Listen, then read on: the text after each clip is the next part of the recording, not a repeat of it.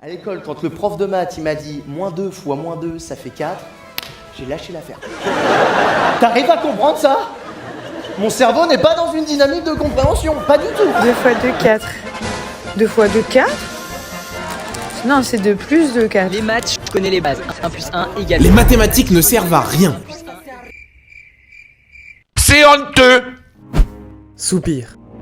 Détrompez-vous, les maths sont bien utiles et je vais vous le prouver dans cette courte vidéo.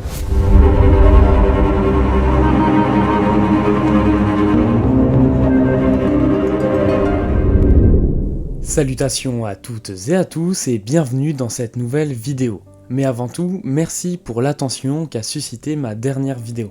Beaucoup de critiques très constructives et bienveillantes m'ont été rédigées dans l'espace commentaires, et beaucoup m'ont indiqué que je montrais les maths comme quelque chose de trop abstrait. Alors oui, c'est vrai, mais c'était voulu. Le but de cette précédente vidéo n'était pas de montrer le but des maths sous son aspect utilitaire et concret au possible, mais de vous transmettre un regard neuf sur cette noble discipline par sa complexité majestueuse et son immensité. Mais je sens bien que ça vous a un peu embêté, alors on va régler ça aujourd'hui. Pour ceux qui me découvrent avec cette vidéo, n'hésitez pas à aller voir les deux précédentes vidéos qui traitent des maths au sens global, car ces deux vidéos plus celle-ci sont toutes les trois complémentaires. Et il y en aura sûrement une quatrième, voire une cinquième dans le futur. Alors oui, cette vidéo ne fait pas 1 heure contrairement à la dernière, mais c'est parce que l'utilité des maths ce n'est pas quelque chose de très compliqué à expliquer, c'est même plutôt assez simple. Donc pour cette vidéo, je vous demanderai juste de prendre un minimum de recul sur votre relation aux maths, et d'essayer au maximum de les regarder avec un œil nouveau. Enfin bref, il y a plein de façons d'aborder ce sujet, mais je me contenterai de l'aborder sous un angle unique qui me paraît être le plus efficace. Cet angle, c'est celui de l'école. Car la première fois que nous sommes confrontés aux mathématiques en tant que telles, c'est à l'école. Même si vous êtes constamment confrontés aux maths, peu importe votre âge et votre métier ou parcours scolaire, c'est à l'école primaire, puis au collège, puis au lycée, etc. que votre relation aux maths est créée et évolue. Et sans trop m'avancer, je pense que comme la plupart des gens, vous avez l'impression que les maths que l'on vous a enseignées ou que l'on vous enseigne encore ne sert à rien dans la, entre guillemets, vraie vie. Eh bien, détrompez-vous, tout ce que l'on vous a appris vous sert dans votre vie de tous les jours. Et oui, même le théorème de Pythagore ou encore les divisions euclidiennes. Alors, si vous êtes entré dans la vie professionnelle, vous me direz que vous n'avez jamais utilisé le théorème de Pythagore et donc qu'il ne vous a servi à rien. Eh bien, ce raisonnement est faux. Les maths ne sont certes pas utiles directement, mais elles peuvent l'être indirectement. Tous ces théorèmes, ces expressions, ces méthodes ou ces formules que vous apprenez ne vous servent pas directement dans la vie de tous les jours, ce sont en réalité des outils.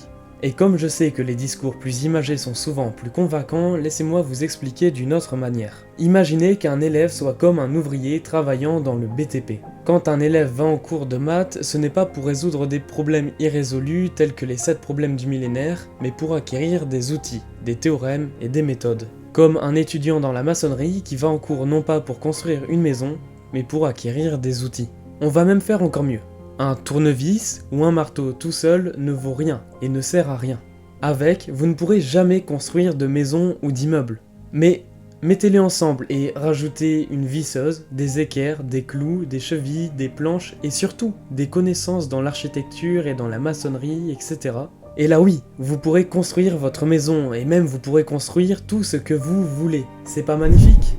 Au même titre, le théorème de Pythagore, le théorème de Thalès, les divisions euclidiennes ou encore le cercle trigonométrique ne vous servent à rien tout seul. Vous ne pourrez probablement pas résoudre de vrais problèmes avec, mais mettez-les tous ensemble et rajoutez votre maîtrise de l'addition, de la soustraction, de la multiplication, rajoutez les arbres pondérés, la géométrie dans son ensemble, rajoutez toutes ces formules que vous avez apprises par cœur, et là oui, vous pourrez construire de magnifiques choses, résoudre tous les problèmes, et là oui, tout prend un sens, tout devient utile.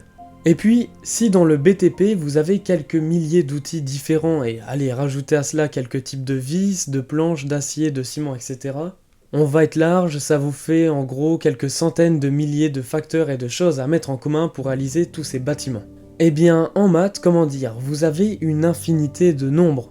Une infinité de relations entre tous ces nombres, une infinité de représentations possibles de tous ces nombres grâce à la géométrie, et une quantité juste foisonnante de formules, d'expressions et de raisonnements ou méthodes. Vous pouvez créer littéralement tout ce que vous voulez pour résoudre tous les problèmes possibles et imaginables. Bien sûr, si vous ne regardez qu'un calcul seul, vous ne verrez pas grand chose, mais en regardant les maths dans leur globalité, vous avez devant vous un ensemble d'outils capables de tout. Oui, absolument tout. Et pour citer un certain Georges Cantor, l'essence des mathématiques, c'est la liberté. Vous savez quoi ? Outre les discours imagés, nous allons rentrer encore plus dans le concret. On va faire une expérience. Touchez un objet à portée de votre main. Allez-y, j'attends. C'est bon ? Eh bien, j'ose l'affirmer, sans les maths, cet objet n'existe pas. Oui, car pour créer des objets, il faut des maths. Et vous savez quoi, j'ai fait l'expérience aussi, et à portée de main, j'avais mon imprimante. Et pour cette imprimante, par exemple, il a fallu un programme pour qu'elle fonctionne. Et pour que ce programme puisse voir le jour, il nous a fallu des maths. Enfin, il a fallu des maths pour le programmeur. Et pour faire encore plus simple, dites-vous que des gens assis dans des bureaux ont parlé de l'ergonomie de cette imprimante, ont parlé de sa vitesse d'impression, ou encore de son système d'alimentation. Et bien tous ces facteurs et plus encore ont pu être quantifiés et discutés rigoureusement grâce aux mathématiques. En outre, derrière chaque objet, chaque chose, chaque gadget se trouve un ingénieur, un informaticien, un statisticien, un programmeur ou directement un mathématicien. Si vous n'êtes toujours pas convaincu, écoutez-moi encore une dernière fois. On va prendre un cas classique, imaginons que vous ayez un niveau d'études élémentaire pour que cet exemple marche avec à peu près tout le monde. De plus, j'ai fait un sondage sur ma chaîne et je vois que la plupart des gens qui regardent les vidéos de ma chaîne ont largement le niveau élémentaire dont on a besoin pour cet exemple. Eh bien, dites-vous qu'avec ce niveau élémentaire, on va dire niveau collège, vous avez déjà appris à vous servir d'une règle, d'une équerre, d'un rapporteur, d'un compas, à tracer des schémas et à les analyser.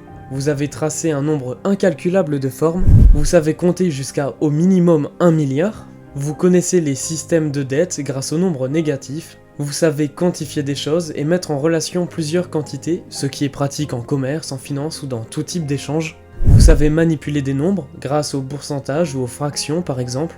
Vous savez donc interpréter des valeurs mais aussi des résultats, pratique pour ne pas se faire embobiner par des nombres fallacieux que l'on peut retrouver dans des journaux pseudo-scientifiques. Vous savez mesurer une arête, une surface ou encore un volume. Vous savez calculer mentalement, extrêmement pratique dans la vie de tous les jours.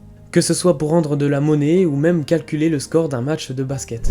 Vous savez visualiser des mondes géométriques dans votre tête. Transposer des contextes réels en variables mentales afin de résoudre des problèmes dits basiques. Vous pouvez ranger des données, créer des tableaux et des graphes, analyser des fonctions qui vous révéleront l'amplitude de la température de votre ville, mais aussi les fluctuations de sous sur votre compte bancaire. Enfin bref, grâce aux maths, vous pouvez faire du commerce, donc aller aux courses, vous pouvez interpréter des valeurs, donc comprendre ce que les gens vous disent quand ils vous sortent des chiffres et des nombres.